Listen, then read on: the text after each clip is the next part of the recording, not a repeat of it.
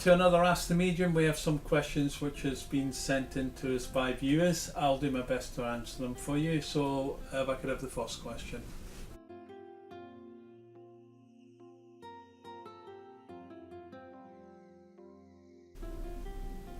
Personally, in my own personal thoughts, I believe that you do have to have something with you or some sort of start of it, which I believe most people have. Some of us will develop a lot slower than other people. Some of us will never quite get it, because there's that many different ways of being a medium. You can be a dream medium, you can hear, you can see, you can sense, you can see symbols. It really depends on what sort of medium they want you to be. We can't pick it, they decide what they want us to do.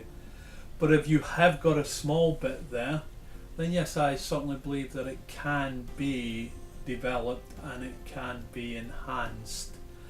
But it's getting a good person to sort of explain it to you and try to show you the way what they do it, but it might not necessarily be suitable for you to do it, if you understand what I mean.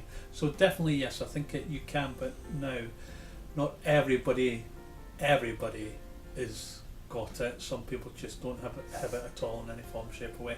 I know it sounds like I'm contradicting myself, but some people just don't in any form, shape or way, or are just not interested in it, or just don't feel anything about it.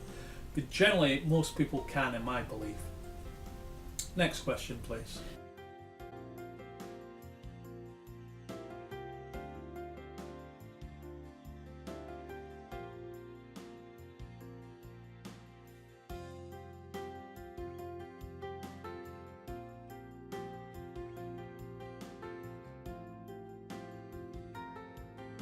That's a bit of a difficult one from my own personal experiences and from what I've done with people. I've had them the same day when they've died, or if they've been on the mortuary table. The belief is that they should have a couple of months in rest in the spirit world, but I think they come when they're ready to come, even if it's the next day or if it's a year or two later year. So it's actually up to the spirit person, and providing the medium can connect with them. So from my own personal view and from what's happened to me, I would say it's quite possible to have them come straight away. But that's happened to me personally when I've done readings. Other mediums might disagree with that, but that's my own personal view. Next question please.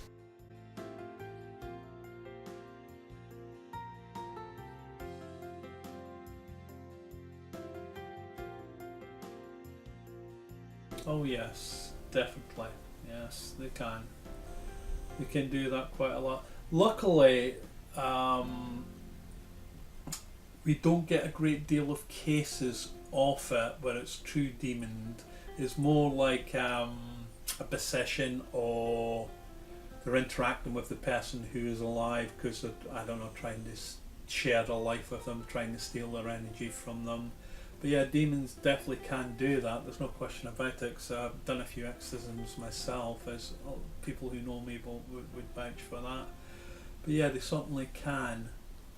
There's always three major signs which will tell you if they're there.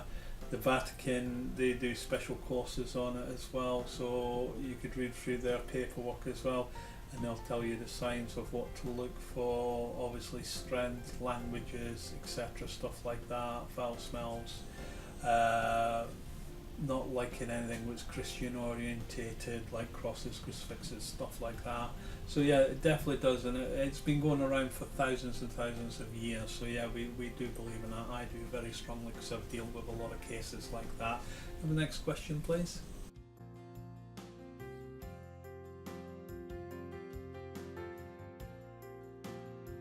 It depends on how you mean. Is it frightening contacting the spirit? For me personally, no, it's not, because I've been doing it all my life. I would imagine for someone who hasn't done it and they come and say hello to you, or they're at the edge of your bed, I would imagine it would be quite frightening for that sort of person. But if you deal in this field and you're in this world and you're a medium, etc., stuff like that, then no, that's the idea. We want them to contact us and talk to us. But as a layman's term, then yeah, I would imagine it would be frightening, or it would be a bit shocking. So I wouldn't overly worry about it, because it's not very often it happens to just general people, unless it's mum, dad, or an auntie or someone who loves you. So that's a nice thing, so you don't really have to worry about that. So generally speaking, it's mostly nice spirits would do something like that, not meaning to frighten you, but just meaning to let you know that they're all right. Hope that helps. Next question, please.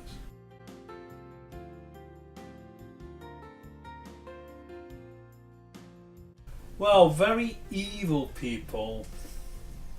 A very funny question. To me personally, from what I understand and what I believe from the spirit world, there's three parts to the spirit world. We obviously have the good part where everybody goes about and does their own business and happy. We have what I like to prefer, the lower ranks, where we've done something which not really terribly bad, but not terribly good. I am referring basically about murder or raping or, you know, killing, that sort of thing I'm referring to. But then you go into the lower levels of that, where really evil, nasty people go, like Hitler, Mussolini, such people like Terrible the Hun, all that sort of people, who are very vicious, very nasty, serial killers, stuff like that. I believe they go into the third realm. You can call it hell if you want, but there, I believe that they're there, and I believe that they try and come through into this parts of the world, and they try to get made into demons or very dark, nasty entities, and that's where that comes from. So that's where they go, and really we don't want to think too much about that sort of thing and people like that and that sort of nastiness, because we don't want to give them the time to impact on our thoughts, and we don't want to impact on them thoughts, so we are better off not even thinking about creatures like that, I will say. So we're going to swiftly move on to the next question.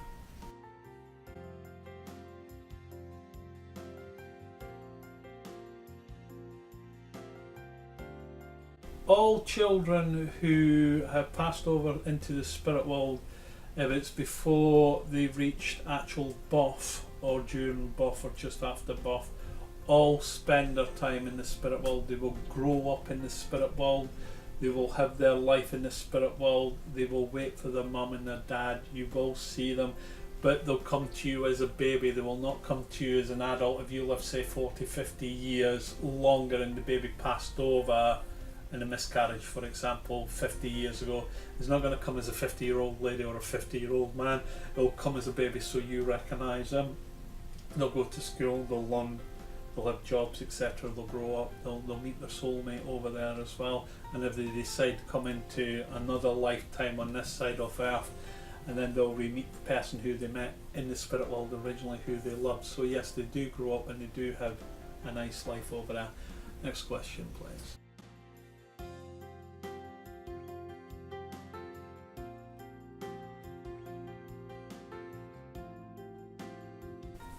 Well, a lot of people do. A lot of people do feel their loved ones around them, husbands, wives, etc., in the room, sitting on the bed.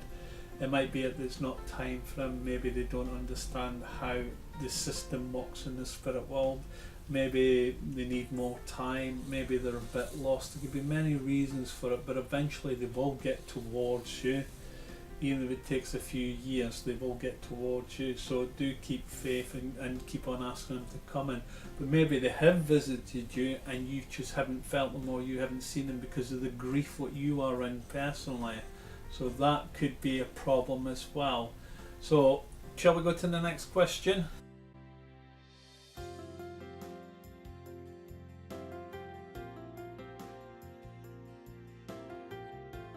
A really interesting question which I've been asked, and I will give it from my own personal view from what I believe.